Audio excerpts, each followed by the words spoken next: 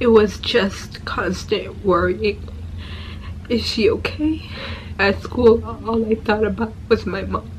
Every time my friends would ask me, hey, you want to go out after school? I'm like, no. I stopped praying. It just became very overwhelming for me. Don't take advantage. আমার নাম Karine, আমি হলাম মুসলিম reaper on Instagram. আমার মনে হয় আপনাদের অনেকেই Instagram থেকে। আমি শুধু বলতে চাই থ্যাংক ইউ টু এভরিওয়ান যারা আমাকে সাহায্য করেছিলেন ইসলামকে ভালোভাবে বুঝতে। আর আমার নেই কোনো মুসলিম ফিজিক্যাল ফ্রেন্ডস অ্যারাউন্ড মি, আর সবচেয়ে নিকটবর্তী মসজিদ ইজ লাইক 40 মিনিটস অ্যাওয়ে। তাই আমার জন্য মুসলিম সম্প্রদায় খুঁজে পাওয়া খুব কঠিন, বিশেষ করে সাউথ ক্যারোলাইনাতে। আমি এখানে বেশি মুসলিম দেখি, হয়তো বা এজন্য যে আমি আইসোলেটেড হয়ে আছি। কিন্তু হ্যাঁ, এটা আমার জন্য খুবই কঠিন। আমি দেখেছি হাতে গুনে, আমি বলতে পারি হাতে গোনা কতজন মুসলিমকে আমি এখানে দেখেছি এখানে। কিন্তু হ্যাঁ, আমি চাই শেয়ার করতে আমার স্টোরি, কারণ আমার মনে হয় অনেক মানুষই আছে যারা তাদের স্টোরি শেয়ার করতে পারে না। আমি ইসলাম গ্রহণ করেছি 28 ডিসেম্বর 2020। এটা প্রায় 8 মাস হলো আমার শাহাদার ঘোষণা দেওয়ার আগে।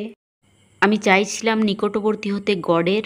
আমার একটাই পথ জানা ছিল গডের নিকটবর্তী হওয়ার, তা ছিল বাইবেল পাঠ করা। আমি হয়তো একই কথার বারবার পুনরাবৃত্তি করব, কারণ আমি কোনো নোটস তৈরি করিনি। তাই আমি আশা করি যে আমি একটা ভিডিওতেই সব কথা বলতে পারবো। আর আমার পিতামাতা ছিল খ্রিস্টান, তারা সত্যিকার ধার্মিক ছিল না। আর আমি কখনোই চার্চে যাইনি। আমার পরিবার আমার মায়ের দিক থেকে ছিল সত্যিই ধার্মিক। আমার 2 মামা ছিল যাজক। আর আমি কখনোই চার্চ পছন্দ করতাম না, কারণ বিশেষ করে এটা সবসময় ছিল স্প্যানিশ, আর স্প্যানিশ ছিল আমার সেকেন্ড ল্যাঙ্গুয়েজ। এটা জাস্ট কোনো রকমে 1 বছর পড়েছি, তাই আমি সত্যি কখনো সুযোগ পাইনি বোঝার সত্যিকার ক্রিশ্চিয়ানিটির ধারণাকে। যাই হোক, 8 মাস আগে আমি আমার শাহাদার ঘোষণা দিয়েছি। আমি সত্যিই চাইতাম গডের নিকটবর্তী হতে, তাই আমি একটা বাইবেল কিনেছিলাম, চার্চেও গিয়েছিলাম। কিন্তু কোভিড আর অন্যান্য কারণে আমি যোগ দিয়েছিলাম এলিভেশন চার্চে। চার্চটা ছিল নর্থ ক্যারোলিনাতে, আর আমি বাস করতাম সাউথ ক্যারোলিনাতে। কিন্তু তারা ব্রডকাস্ট করতো চার্চ অনলাইনে, তাই প্রতি রবিবার শনিবার আমাকে চার্চে যেতে হতো।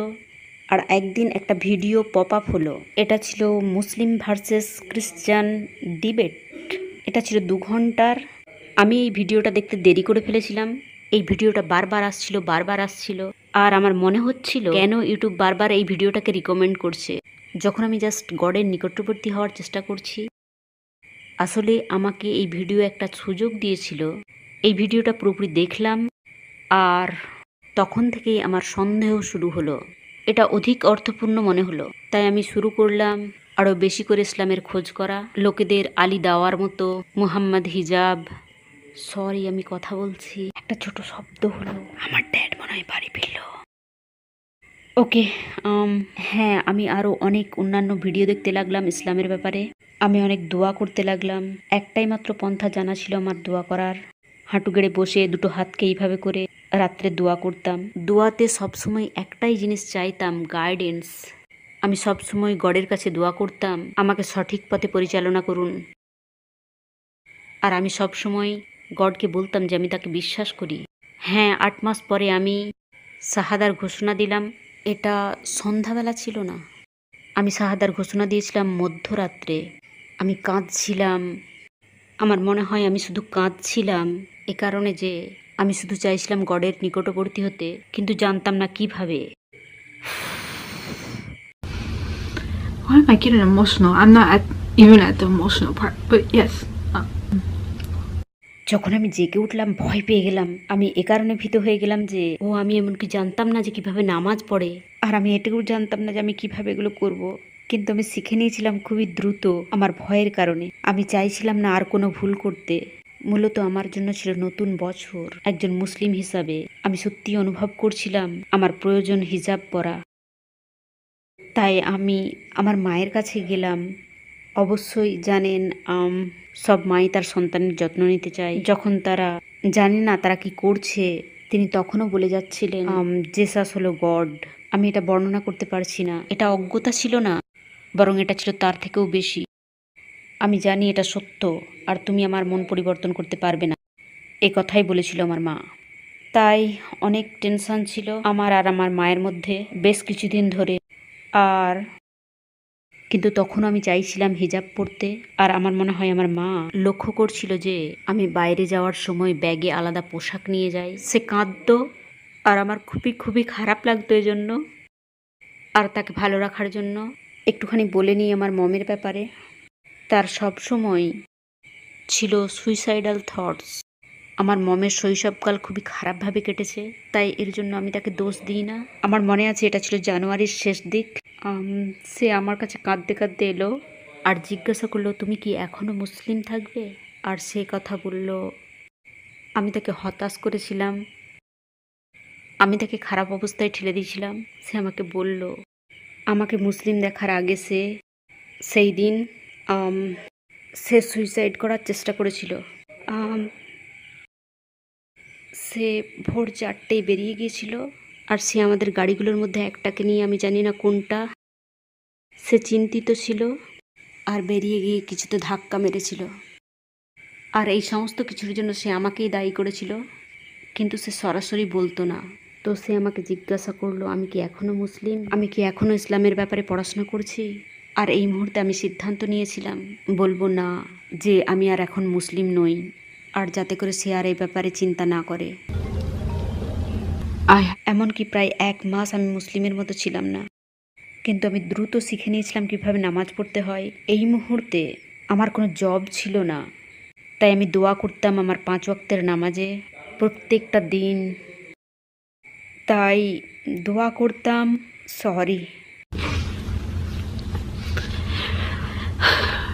এমন একদিনও যায়নি দোয়া করিনি প্রতিদিনের নামাজে আর পিতামাতার জন্য ভালো আমল করার চেষ্টা করা। It was very overwhelming, very, very overwhelming. আমার মনে নেই যে এটা আগে না পরে আমার মম আমার সাথে বাইরে যেত, জানি না, আমাকে মিথ্যা বলতে হতো, তাই আমি আমার ড্যাডকে কথা বললাম। যদি আপনারা আমাকে ভালো করে না জানেন, আমি পড়েছি অনেক অনেক বই।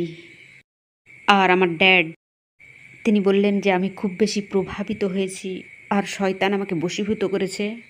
আমি খুবই কষ্ট পেলাম, কারণ তিনি ছিলেন আমার ড্যাড, তিনি ছিলেন অনেক কোমল আমার মমের তুলনায়। আমি তাকে বললাম কোরআনের ব্যাপারে, আর তারপর তিনি আমাকে বললেন, এই বইটাকে ছুঁড়ে ফেলে দাও, না হলে আমি এটাকে দূরে ছুঁড়ে ফেলে দেবো। আর আমি বুঝতে পারছিলাম না আমি কি বলবো। এই ধরনের কথা আপনার ভালোবাসার মানুষদের কাছ থেকে আসলে এটা শোনা খুবই কষ্টকর হয়ে যায়। কোভিডের সময় থেকে আমি অনেক চেষ্টা করেছি একটা জব খোঁজার। যে সমস্ত বিল আমি পেমেন্ট করতাম সেগুলো আমি আর পেমেন্ট করতে পারছিলাম না, তাই আমার মম দায়িত্ব নিল। আমি ছিলাম খুবই হতাশ, তার জন্য এটা ছিল খুবই কষ্টের। আমি বুঝতে পারছিলাম ভালোভাবেই। আমি আল্লাহর কাছে প্রার্থনা করছিলাম, প্লিজ একটা জব দান করুন যা আমাকে সুখী করবে। আর আরও একটা জিনিস আমি প্রার্থনা করতাম, মুসলিম বন্ধু বা সামওয়ান যে হবে মুসলিম আমার পাশে থাকবে, যাতে করে আমি শান্তি খুঁজে পাই কারো কাছে। আর আমি অবশেষে একটা কল পেলাম একটা রিটেল স্টোর থেকে। আমি অ্যাপ্লাই করেছিলাম, আমি সেই জবের জন্য গেলাম। এখানে ছিল ঘন্টায় পেমেন্ট, যা ছিল খুবই স্বল্প, এটা প্রায় কিছুই ছিল না। এটার দ্বারা আমি সক্ষম হব না বিল পেমেন্ট করতেও।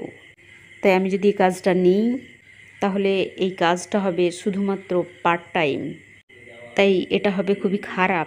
আমি এটা থেকে যথেষ্ট পয়সা পাবো না যা দিয়ে আমার সব খরচা বহন করতে পারি। আর এখানকার ম্যানেজারও ছিল খুবই ডিসরেসপেক্টফুল, ডিসমিসিভ। আমি কাজটা নিলাম না। আর আমি যখন বেরিয়ে আসছিলাম আমি কান্নায় ভেঙে পড়েছিলাম। এই সময় আমি প্রায় 100টারও বেশি অ্যাপ্লাই করেছিলাম জবের জন্য। আমি চাইছিলাম ভালো কিছু, তাই আমি আমার গাড়িতে বসে কাঁদছিলাম আর আল্লাহকে বলছিলাম, কেন তিনি আমার সঙ্গে এরকম করছেন, যখন আমি তার কাছে অনেক প্রার্থনা করছি, কেন তিনি দিচ্ছেন না আমাকে সুখী হতে। মূলত আমি কাঁদছিলাম আর দোষারোপ করছিলাম আল্লাহকে সব কিছুর জন্য। আর তারপরে আমি একটা কল পেলাম, একদিন পরেও নয়, এটা ছিল সেই একই রিটেল স্টোর থেকে, কিন্তু সেটা ছিল অন্য জায়গায়। আমার মনে হচ্ছিল না কোনো আশা আছে, আমি শুধু খেপেছিলাম আল্লাহর উপর। আমি নিয়ম মতো ইন্টারভিউতে গেলাম তার পরের দিন। আর আমি যখন সেখানে গেলাম, the manager, she is really nice. তিনি আমাকে হাসালেন বেশ কয়েকবার। তিনি আমাকে জিজ্ঞেস করলেন, আমি কি সুপারভাইজার হতে চাই? প্রথমেই আমি বললাম, আমার বয়স 19, কেন আপনি আমাকে বাছাই করছেন? আমি এই পদের উপযুক্ত নই? আর তারপরে আমি বললাম, ঠিক আছে, কাজগুলো কি? তো তিনি বলতে শুরু করলেন, সমস্ত কিছু ব্যাখ্যা করে আমাকে বোঝালেন। আর এটা খুব দ্রুতই ঘটে গেল।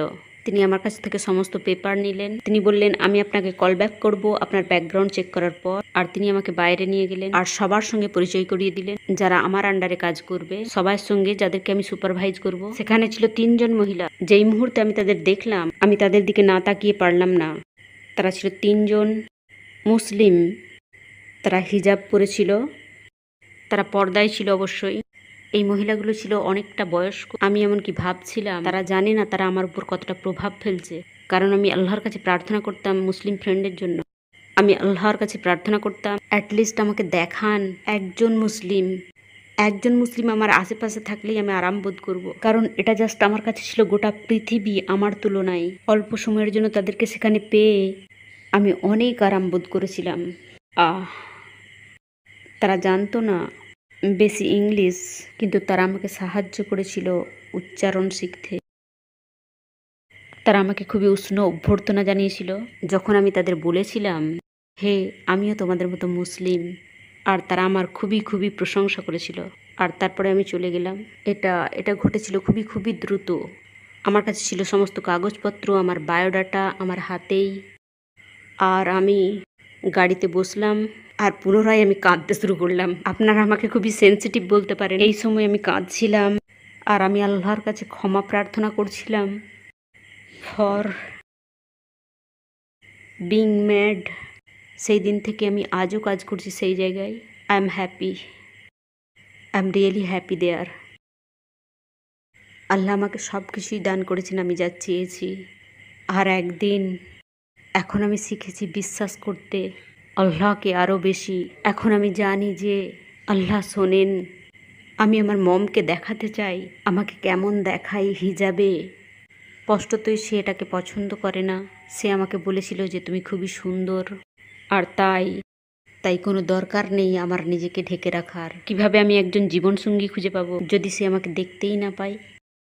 আমি ল্যাটিনা, তাই আমরা নিজেদেরকে নিয়ে খুব গর্ববোধ করতাম আমাদের শরীর নিয়ে। আমি আগে যখন তার সঙ্গে বাইরে বেরোতাম, 1 মাসের জন্য যখন আমি হিজাব পরতে পারছিলাম না, এটা ছিল খুবই কঠিন। এটা এখনও খুব কঠিন আর আমি এখনও শিখছি। আমি বন্ধ করে দিয়েছিলাম নামাজ পড়া কিছু সময়ের জন্য। আমার মনে হচ্ছিল ইসলাম আমার পরিবারকে ধ্বংস করে দিচ্ছে। সব সময় অনবরত থাকতো টেনশন আমাদের বাড়িতে। এখনও পর্যন্ত খুবই কঠিন খোলাখুলি রূপে মুসলিম হওয়া। আমি হিজাব পরতে চাই, আমি চাই নিজেকে আরও ঢাকতে। আমি জানি এটা আমার পরিবারের জন্য খুবই চাপের হবে। বেড়ে ওঠার সময় আমার মম ছিল একজন বেবি সিটার, তাই স্কুলের পরে বাড়ি ফিরে এসে তাকে সাহায্য করতাম বাচ্চাদের দেখাশোনায়। সে 5 থেকে 7টা কিডসের দেখাশোনা করতো। তাই এটা খুব স্ট্রেসফুল আমার জন্য, আর তার জন্য ছিল খুবই স্ট্রেসফুল। আমি স্কুল থেকে বাড়ি ফিরতাম, জাস্ট সোজা বাড়ি চলে আসতাম, কারণ আমি জানতাম আমার মায়ের ছিল অ্যাংজাইটি, স্ট্রেস। এটা সব সময় আমার কাছে বোঝার মতো থাকতো। আমি তার জন্য সব সময় দুশ্চিন্তা করতাম, সে ঠিক আছে তো? স্কুলে সব সময় আমি এটা ভাবতাম আমার মমের ব্যাপারে। সব সময় আমার বন্ধুরা, এই চলো কোথাও বাইরে বেরিয়ে আসি স্কুলের পর। আমি বলতাম না, আমাকে বাড়ি যেতে হবে, আমার মায়ের যত্ন নিতে হবে। আমার মা চেষ্টা করেছিল আত্মহত্যা করতে অনেকবার। তাই আমি যখন তাকে বলেছিলাম যে আমি মুসলিম, আর আমি দেখেছিলাম তাকে কতটা প্রভাবিত করেছিল এটা। আমি জাস্ট মিথ্যা বলি। তার জাস্ট কয়েক মাস পর থেকেই আমি বন্ধ করে দিয়েছিলাম নামাজ পড়া। এটা জাস্ট আমার কাছে ছিল খুবই আবেগপ্রবণতা। এটা এখনও আমার কাছে খুবই কঠিন, কারণ আমার কাছাকাছি কোনো মুসলিম নেই, ফিজিক্যাল ফ্রেন্ডস অ্যারাউন্ড মি। তাই আমি তৈরি করেছি একটা কমিউনিটি, যেটা এখন আমার আছে। আপনারা আমাকে অনেক সাহায্য করেছেন। I am glad. এখন আমি কথা বলতে পারি অনেকের সঙ্গে অনলাইনে। আই এম সো হ্যাপি যে আমি জিজ্ঞাসা করতে পারি যে কাউকে প্রশ্ন, আর 1 সেকেন্ডের মধ্যে উত্তর জেনে নিতে পারি। আমি প্রশংসা করছি সবার, যারা আমাকে সাহায্য করেছেন আর যোগাযোগ রেখেছেন ইনস্টাগ্রামে, আর প্রত্যেকেই যারা তাদের স্টোরি শুনিয়েছেন আমার মতোই। কারণ আমার ইচ্ছা করে আমি আরও স্টোরি শুনি রিভার্স মুসলিমদের, আমার মতোই যারা এখনও লড়াই করছে। আমার মনে হয় আমাকে আরও অনেক কিছু শিখতে হবে। আমি এই রমজানে অংশগ্রহণ করতে পারিনি, আমি আবারও নামাজ পড়া শুরু করেছি, কিন্তু আমি চাই না আমি আর আগের মতো আবেগপ্রবণ হই। আমি চাই সমস্ত কিছু করতে পারফেক্টলি। আমি তাড়াহুড়ো করেছিলাম, তাই আমি অনুভব করি যে এটা ইসলাম আর আমার ফ্যামিলি, আমার মনে হয় আমি দুটোতেই ব্যর্থ। আমার মনে হয় আল্লাহ, যেহেতু আমি বন্ধ করে দিয়েছিলাম নামাজ পড়া, আর আমি আমার পিতামাতার কাছেও হতে পারিনি পারফেক্ট ডটার, তাদেরকে খুশি করতে পারিনি, তাদের আমি হতাশ করেছি পুরোপুরি, মেকিং দেম ডিপ্রেসড, স্কেয়ার্ড। সমস্ত রিভার্টকে বলতে চাই আমার জন্য দোয়া করুন। আল্লাহ এই সময় আপনার পরীক্ষা নেবেন, আল্লাহ তাদের পরীক্ষা করেন যাদেরকে তিনি ভালোবাসেন। এটা খুবই কঠিন, তাড়াহুড়ো করবেন না। কিছু মানুষ আপনাকে গ্রহণ করবে না, আপনি যাদেরকে চাইবেন। আমার 20 বছর বয়স, I am still very young. আমি স্বপ্ন দেখি, জানেন, আমার বাচ্চারা তারা হবে মুসলিম, আমার থেকে শুরু হবে প্রথম, জানেন, মুসলিম ফ্যামিলি, আমার ফ্যামিলি। আর হ্যাঁ, the born Muslim, don't take advantage.